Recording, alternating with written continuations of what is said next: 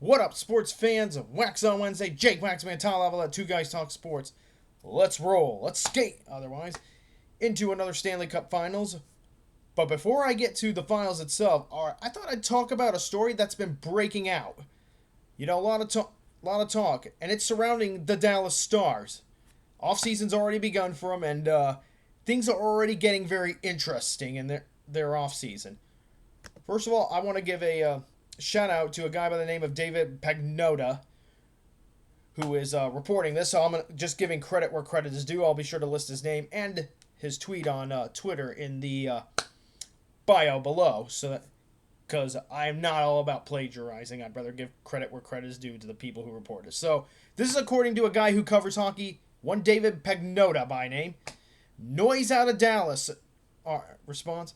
Peter Deboer, in response to Peter Deboer, per multiple sources, players are not pleased with how he handled several situations during the Western Conference Finals, along with post-Game 5 and exit media remarks. I told players voiced concerns during internal exit interviews. Deboer has 1 year left on his contract. So, first of all, credit to David Pagnotta, or Mr. Pagnotta, who covered this story.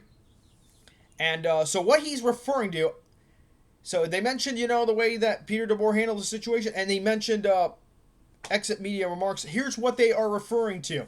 This doesn't shock me. So we have to go back to the Western Conference Finals on this, or the post-game 5.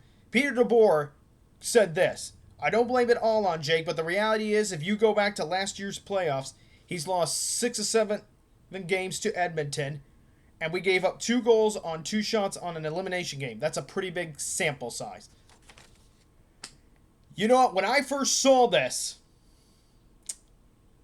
I had a feeling the team was going to turn on Peter Deboer. And that, right now, well, maybe not full on turn on it, but right now, but I am not surprised to see that the Dallas Stars, or the players who play for the Dallas Stars, I'm not surprised to see that they are ticked off with Peter Deboer.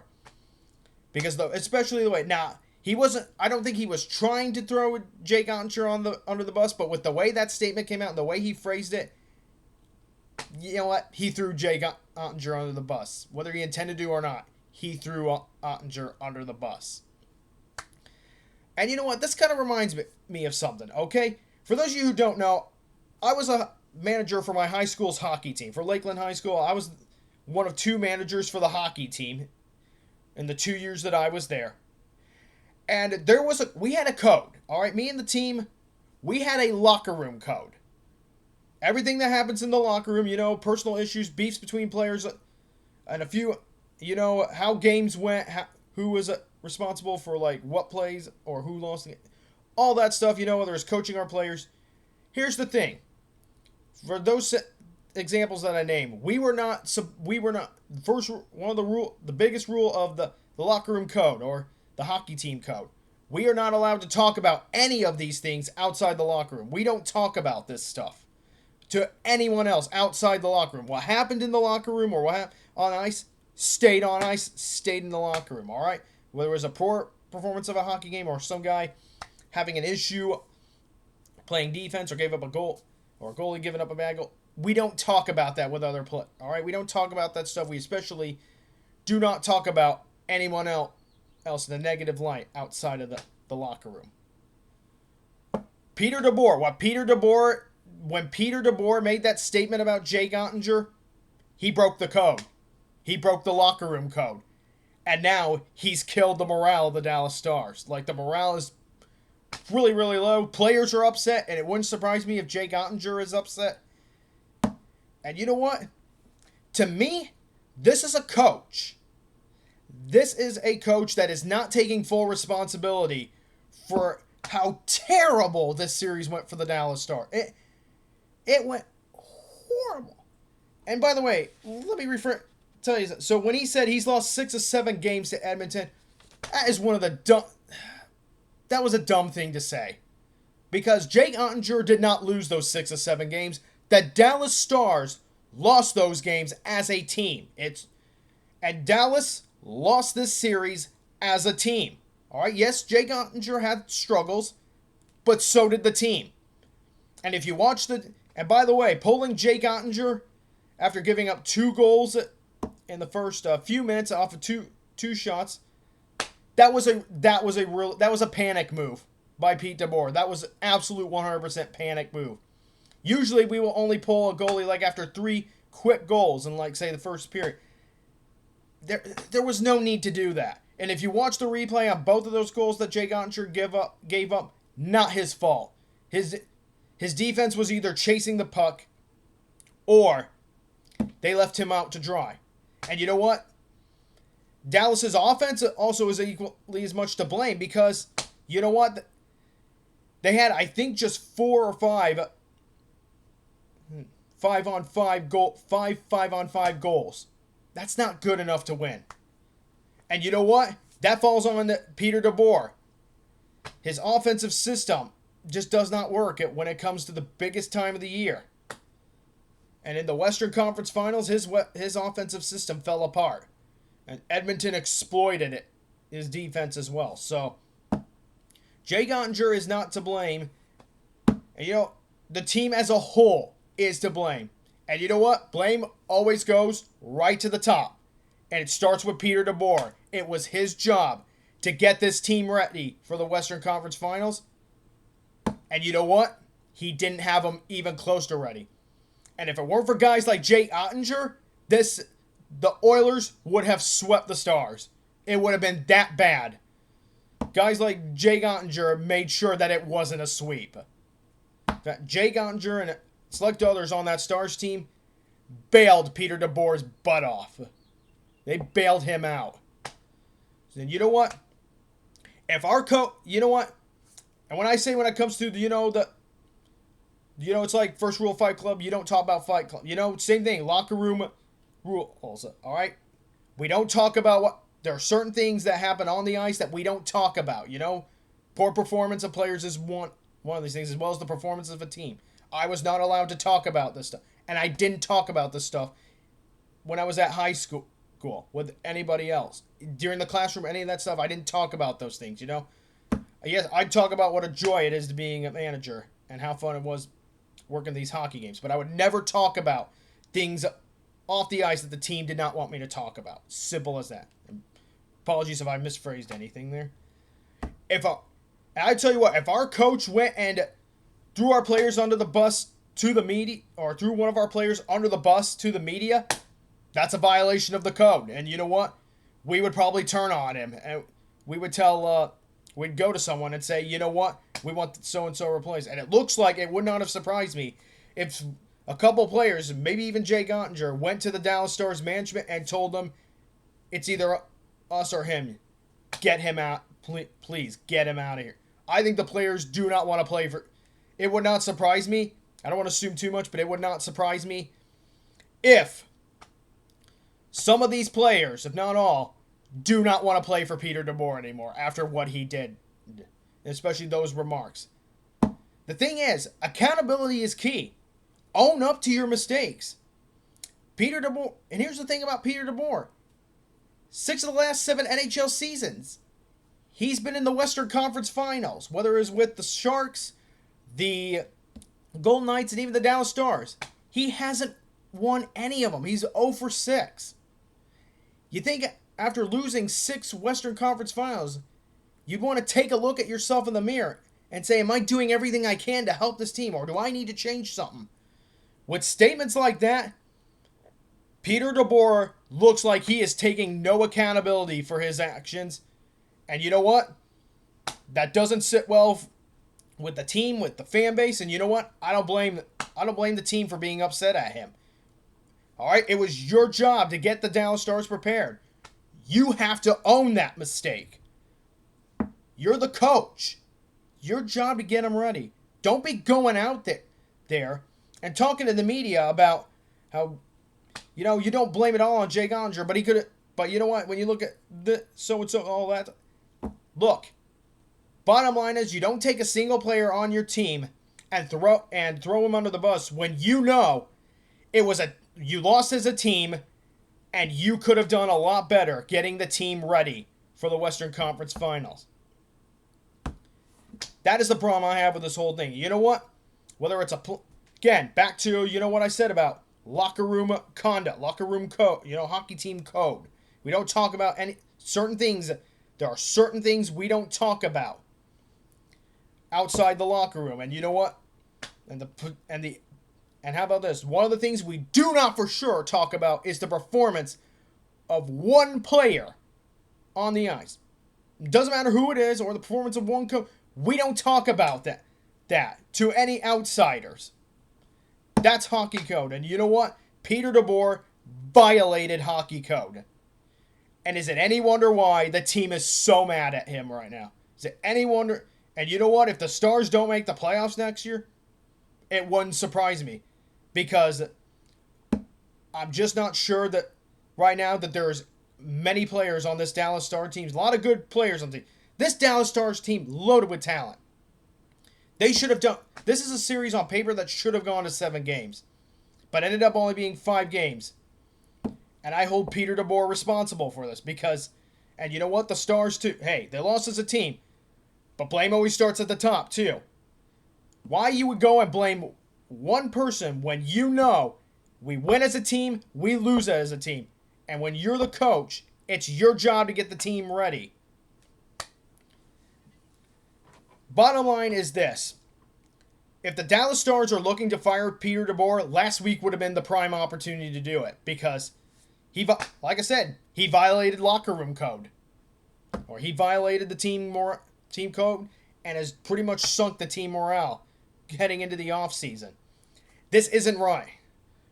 So, once again, I'm not surprised that the play with all what he said last week combined with how he managed the team during the Western Conference Finals.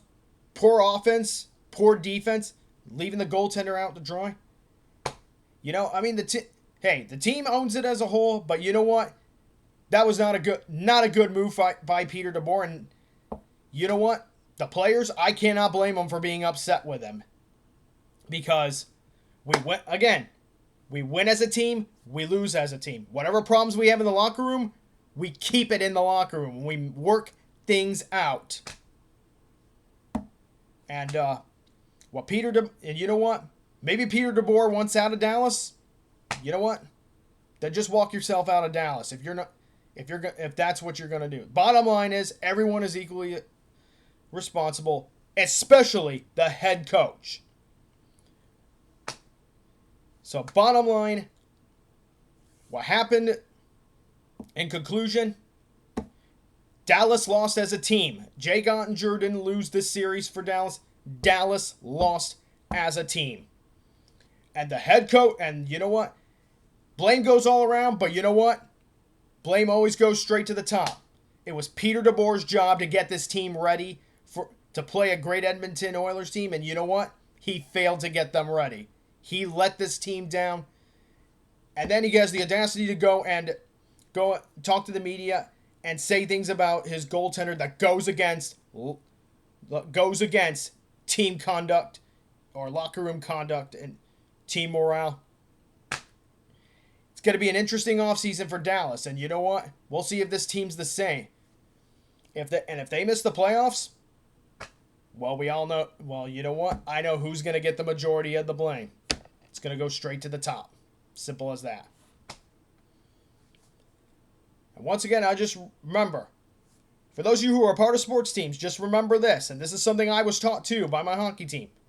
What happens in that locker room stays in that locker room. Whatever we talk about in the locker room, we don't talk about anyone about it outside the locker room. Whatever the subject was, no one outside the locker room gets to hear it.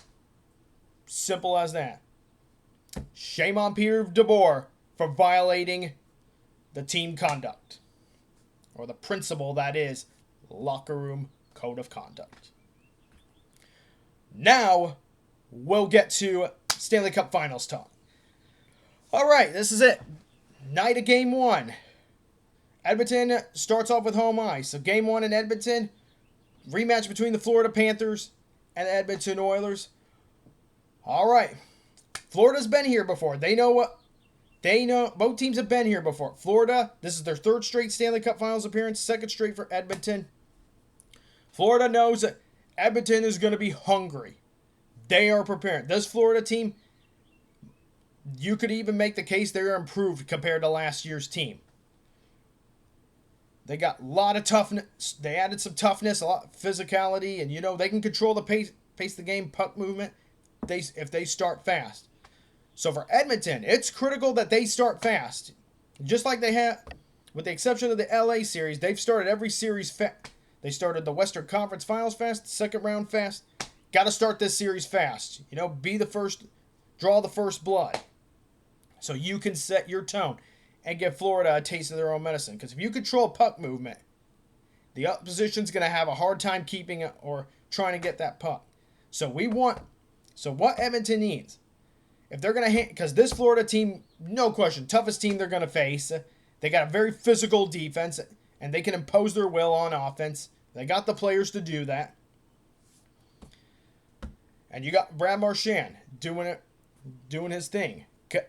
How does Edmonton limit him? I mean, you're not going to stop Brad Marchand. You just got to figure out a way to limit him. And, of course, Stuart Skinner. Edmonton is going to be counting heavily on him because they're going to be a lot of shots. If Skinner can play the way that he played in the last two series, he's got 3 shutouts in this postseason. If he can just do what he's been doing the last 2 series, this Edmonton team is going to have a strong chance to win this series.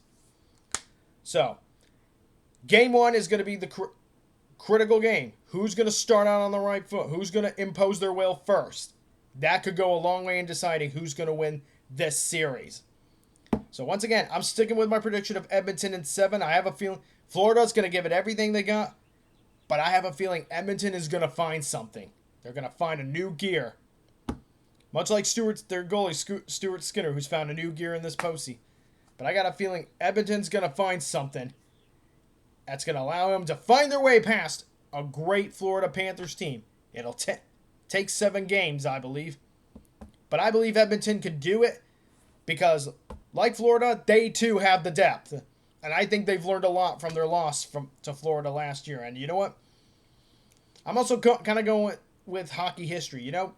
Guys like Sidney Crosby went through the same thing. Lost the Stanley Cup Finals the first time he made it, only to win it in a rematch. So the Penguins and Red Wings. So Red Wings won the first time. Then Sidney Crosby got his revenge in 7 games, and the Penguins won the Stanley Cup. And first for Sidney Crosby. I got a feeling a legend like Connor McDavid may be on the same trajectory. And I could go in about how he touched the trophy, but Sidney did the same thing. But I got a feeling that McDavid's learned a lot from this previous loss and last year's Stanley Cup Finals loss. And he's going to use the lessons he's learned and apply it. And you know what? Even when he's not scoring, he's making plays out there for this Oilers team. And everyone else has stepped up for the Oilers. So that could be a problem for Florida, figuring out who to hone in on and who to stop. You're not going to be able to stop everyone. And same with Edmonton. Who do they stop on Florida? Because you're not going to stop everyone there. So it's going to be all about who starts the strongest tonight, in my opinion. Should be a wonderful series to watch. Enjoy, everyone. And we got the NBA Finals. All right, you want a prediction from me there? I'll give you one. All right, so we got the Indiana Pacers. Who would have thought they would have been here? And the same could be said about the Oklahoma City Thunder. 2 surprise teams. 2 teams who, if I'm correct, have never won an NBA championship.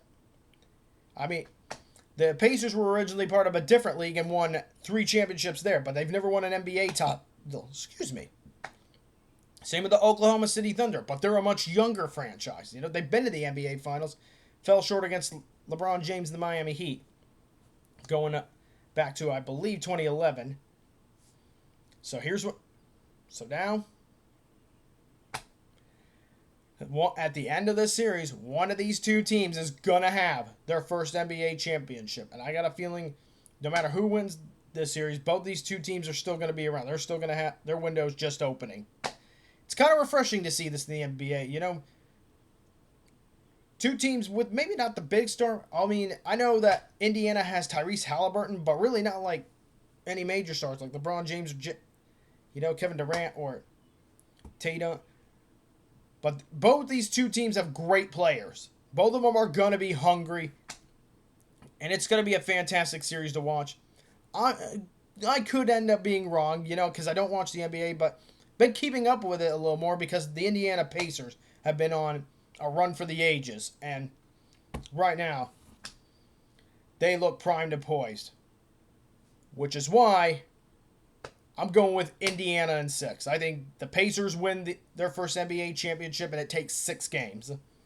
I think Thunder's going to give it everything they've got. The Thunder will give it everything they got. They're talented, but this Pacers team, whoo! They got a lot of speed. They got a lot of firepower. They can hit threes. And New York found out how tough it was to stop them. And same with Cleveland. So, going with my honest prediction, my gut, my mind, and my heart are going with the Indiana Pacers to win their first NBA title. On to this day in sports history. On this day, and speaking of this day in history, this is one of you Detroit fans, I know you're going to like this one.